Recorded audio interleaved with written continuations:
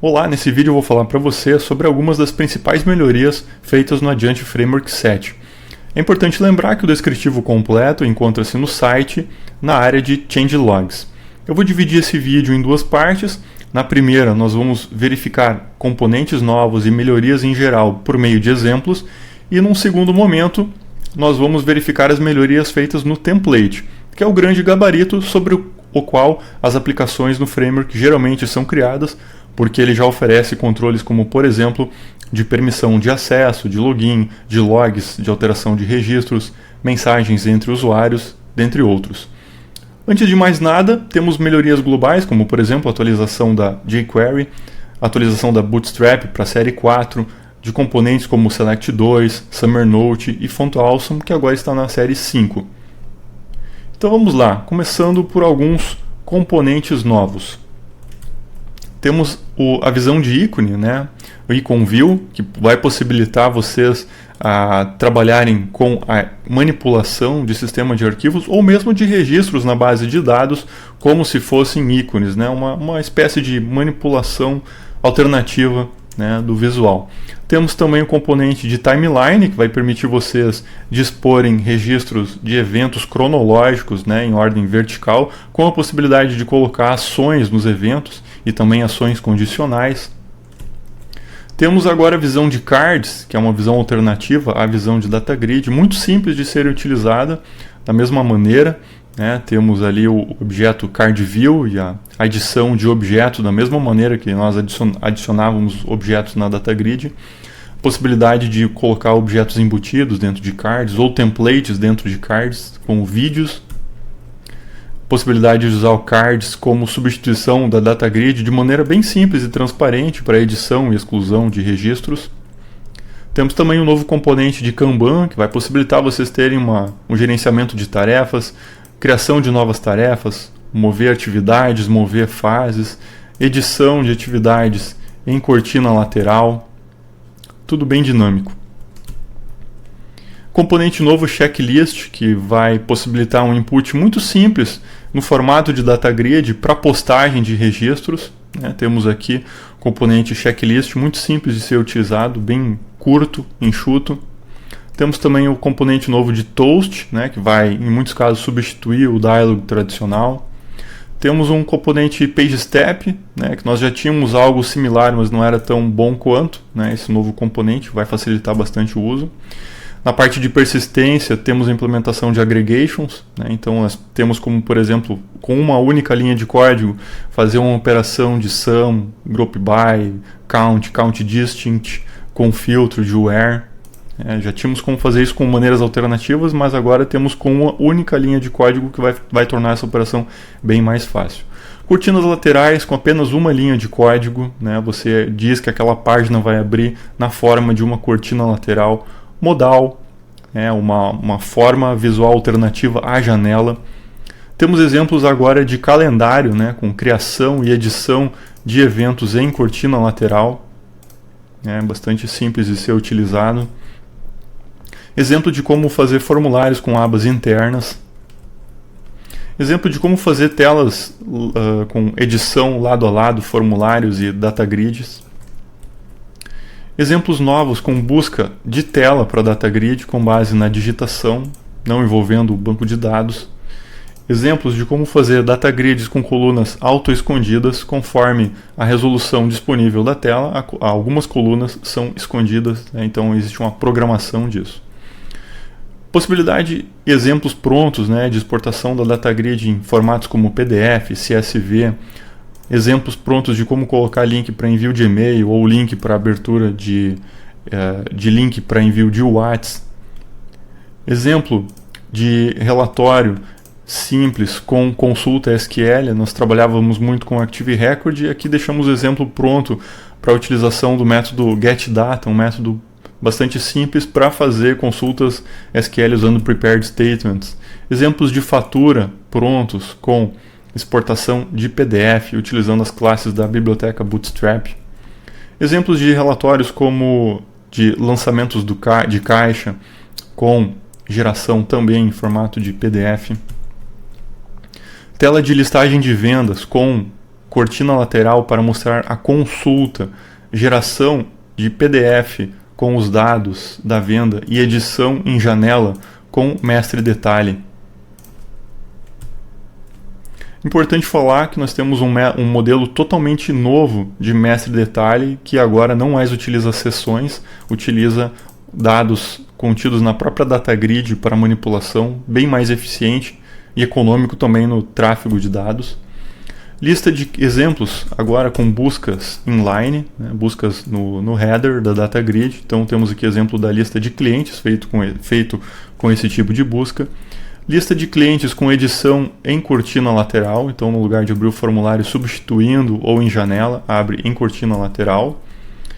Nosso exemplo de field list, né, que possibilita a edição de registros em lote, agora tem a possibilidade também de fazer subtotalizações. E no nosso exemplo de vários componentes de busca de registro, como é o caso do Unique Search, deixamos pronto um exemplo de como fazer um cadastro do registro para ser utilizado na mesma tela, sem que o usuário precise perder o foco. Então encerramos essa primeira parte, né, que é a parte que mostrou novos componentes e novas formas de utilização. Agora nós vamos para o template, mostrar as melhorias nele. Agora, nessa segunda parte, eu vou mostrar para vocês as principais melhorias no template, que é o grande gabarito sobre o qual as aplicações no framework normalmente são construídas. A primeira melhoria é a possibilidade de habilitarmos o menu público no template. O que é o menu público? É uma visão sem estar logado de algumas páginas que vocês podem disponibilizar para o usuário. Se a Public View estiver ligada, os usuários terão acesso a opções públicas que são previamente configuradas conforme as liberações, né, de permissões, e caso ele queira, obviamente ele pode logar no seu perfil e a partir desse momento vocês têm o template como sempre tiveram. Então o menu público é uma opção que pode ser ligada para disponibilização de páginas públicas. Então antes não tínhamos essa interface pública de uma maneira tão fácil. Agora eu vou desligar o menu público e nós vamos continuar mostrando as melhorias. Outra melhoria que nós possibilitamos é a troca agora dinâmica de idioma, conforme configurações.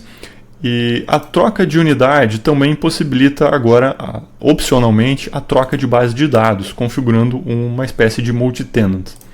Então vou mostrar aqui para vocês que quando o multidatabase estiver ligado, nós podemos relacionar determinadas unidades, que podem ser, por exemplo, filiais ou setores da empresa. No caso de uma empresa grande, podem ser filiais, e nesse caso nós podemos, ou clientes de vocês, né, e nós podemos vincular cada unidade a uma base de dados. Então nós podemos usar essa funcionalidade para comutar a base de dados utilizada conforme a unidade que o usuário logou, configurando um multi-tenant. Ok?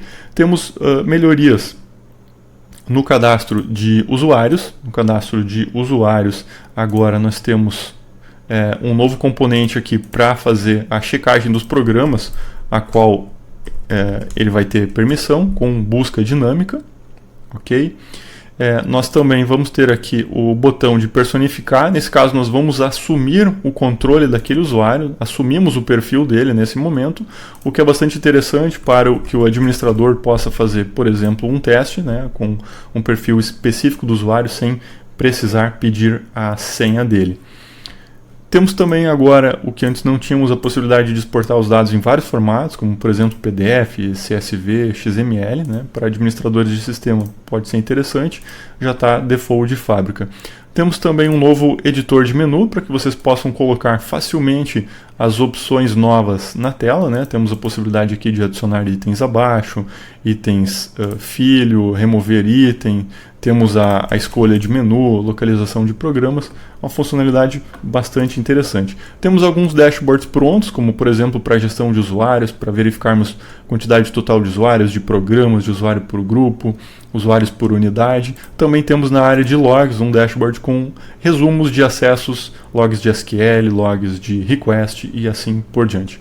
Na área de logs, temos agora na tela de acessos, né, à medida que nós detectamos aqui uma sessão de usuário, né, nós podemos verificar quais foram todos os SQLs que aquela sessão de usuário gerou, né? Nós também podemos verificar todas as alterações de registros, né? Troca de registro anterior novo que aquele usuário gerou, e também todos os requests que aquele usuário gerou, sejam requests HTTP, né? Ou de outros tipos que nós vamos ver em seguida.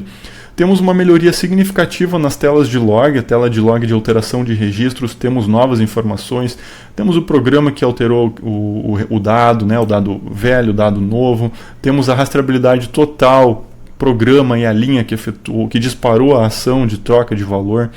Temos nos logs de SQL, né, agrupados agora por transação. Então, cada transação que o seu programa abrir, ele vai ter um agrupamento dos logs de SQL. Você vai ter ali o programa, a linha, e quando passar o mouse, você vai ter o rastreio total do programa e da linha que gerou aquela alteração em SQL no banco.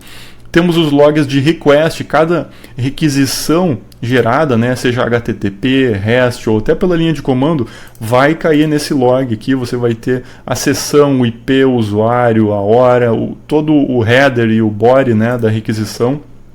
Então o log de requisição é um elemento novo, né, e dentre os outros logs nós temos mais opções de rastreabilidade.